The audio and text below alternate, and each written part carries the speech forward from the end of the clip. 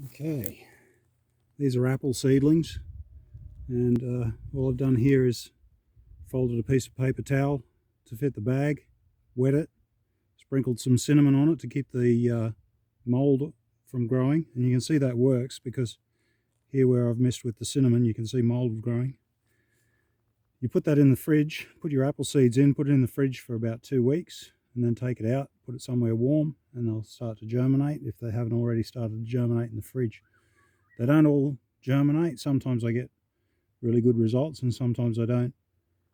These are from Fuji and I've got 8 of them. So once they start to germinate, these have gone a bit far. I've neglected them a bit. But once they start to germinate, as soon as you see the root coming out, you can put them in the ground. The last time I did this, I planted 12, and I got 11 to survive. They don't all survive, but there's a lot of seeds in an apple, so you get a lot of chances.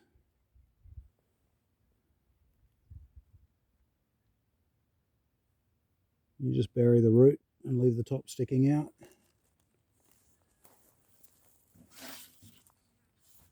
I'll water that in when I get some water.